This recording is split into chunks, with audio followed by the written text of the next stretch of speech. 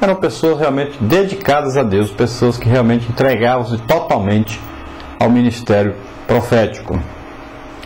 Nenhuma categoria em toda a literatura apresenta um quadro mais dramático que os profetas do Antigo Testamento. Os sacerdotes, juízes, reis, conselheiros, os salmistas tinham cada um lugar distintivo na história de Israel, mas nenhum deles logrou alcançar a estatura dos profetas, nem chegou a exercer tanta influência na história da redenção.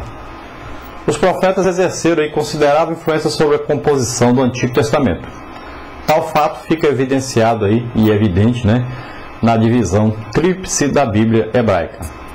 Então, a Bíblia é dividida entre Torá, os 5 primeiros livros, depois vem os profetas e depois os escritos. Você veja aí Lucas 24, 44. A categoria dos profetas inclui 6 livros históricos compostos sob a perspectiva profética. Você veja Josué, Juízes, 1º e 2º Samuel, 1º e 2º de Reis. Então são livros históricos e proféticos. É provável que os autores desses livros fossem os próprios profetas. Em segundo lugar, há 17 livros proféticos específicos. Então vai de Isaías até Malaquias. Todos são livros proféticos, são livros de profetas. Finalmente, Moisés, autor dos 5 primeiros livros da Bíblia, a Torá, era profeta. Você veja Deuteronômio 18, 15. Sendo assim, 2/3 do Antigo Testamento, no mínimo, foram escritos por profetas. Então, se você dividir o Antigo Testamento, o Velho Testamento ou o Antigo Testamento, em 3 partes, 2 partes são escritos de profetas, apenas uma parte que não. Bom, as palavras no original hebraico aplicadas aos profetas. Primeiro, Roi. Esse substantivo, traduzido por vidente em português, indica a capacidade especial de se ver na dimensão espiritual e prever eventos futuros. Então se via além dos outros, e se falava em coisas futuras. O título sugere que o profeta não era enganado pela aparência das coisas, mas que as via conforme realmente eram. A perspectiva do próprio Deus é que vinha ao profeta, a maneira de olhar de Deus. Como vidente, o profeta recebia sonhos, visões e revelações da parte de Deus, que o capacitava a transmitir suas realidades ao povo. A outra palavra era Nabi. Esta é a principal palavra hebraica para profeta, que ocorre 316 vezes no Antigo Testamento. Se você falar Nabim, é uma forma no plural, será profetas. Embora a origem da palavra não seja clara, o significado do verbo hebraico profetizar é emitir palavras abundantemente da parte de Deus por meio do Espírito de Deus. Sendo assim, o Nabi, ou profeta, era o porta-voz que emitia palavras sob ou debaixo do poder impulsionador do Espírito de Deus, do Espírito Santo. A palavra grega, propetes, da qual se deriva a palavra profeta em português, significa aquele que fala em lugar de outrem. Os profetas, falavam naquilo que ouviam, viam também e recebiam da parte de Deus. No Antigo Testamento, o profeta também era conhecido como homem de Deus. Você pode ver 2 de Reis 4, 21. Só recebia também o nome de servo de Deus. Veja Isaías 23. Veja também Daniel 6, 20.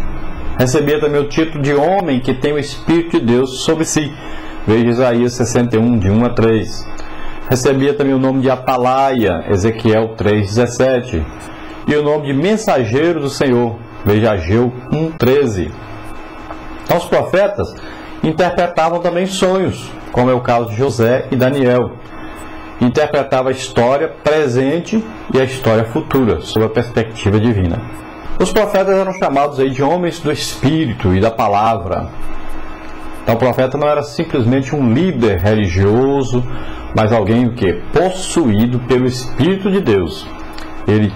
Realmente o Espírito vinha sobre ele e o tomava totalmente para Deus, para fazer a obra de Deus, e o usava totalmente, ele se entregava totalmente.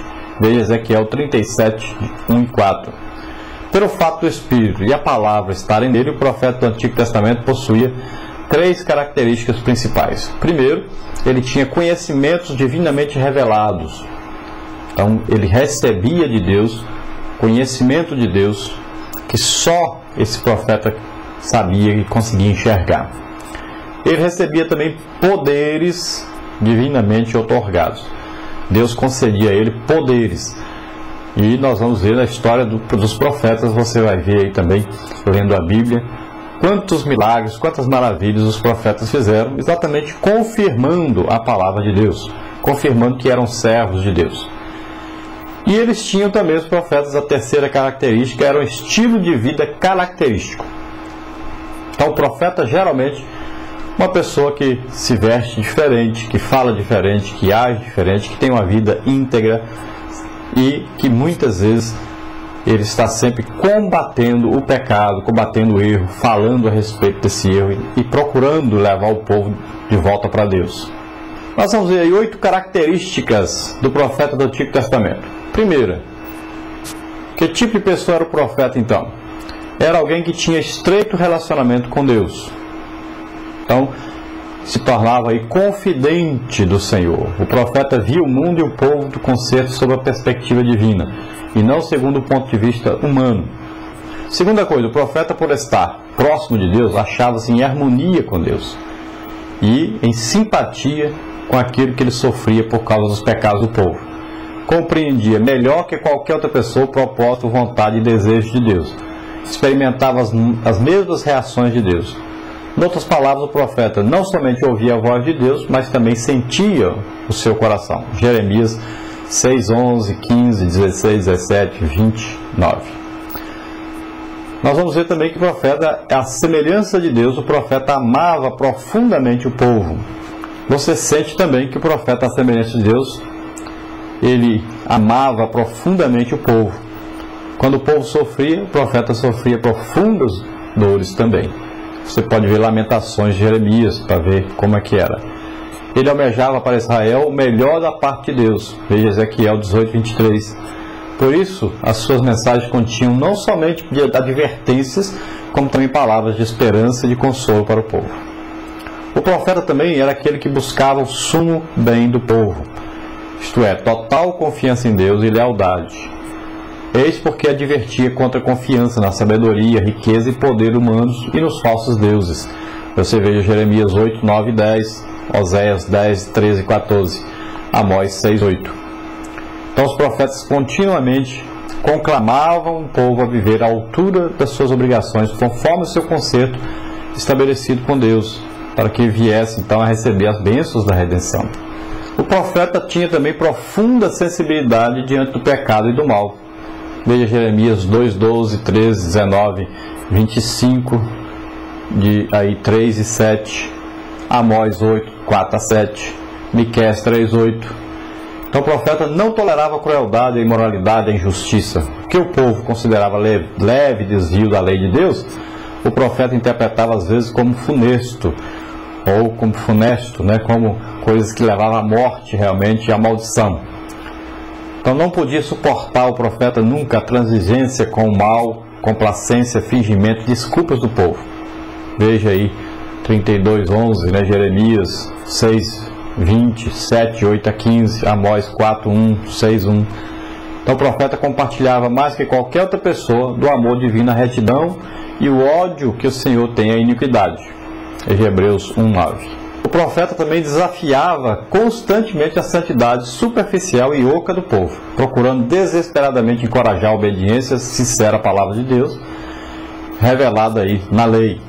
Permanecia totalmente dedicado ao Senhor, fugia da transigência com o mal e requeria fidelidade integral a Deus. Aceitava nada menos que a plenitude do reino de Deus e a sua justiça, manifestadas então no povo de Deus. O profeta também era aquele que tinha uma visão do futuro, revelado em condenação e destruição. Você pode ver Isaías 63, 1 a 6, Jeremias 11, 22, 23, 13, 15, 21, Ezequiel 14, de 12 a 21, Amós 5, 16 até 20, 27, bem como em restauração também, o profeta via essa condenação, destruía, mas também via a restauração e a renovação. Veja Isaías 61, 62, 65, 17 até 66. Veja aí o versículo 24, capítulo 66 de Isaías. Veja Jeremias 33, veja Ezequiel 37. Então os profetas enunciaram o grande número de profecias acerca da vinda do Messias também. Finalmente o profeta era, via de regra, um homem solitário e triste. Veja Jeremias 14, 17, 18, 20, 14 a 18, Amós 7, 10 a 13, Jonas, capítulo 3, versículo 4.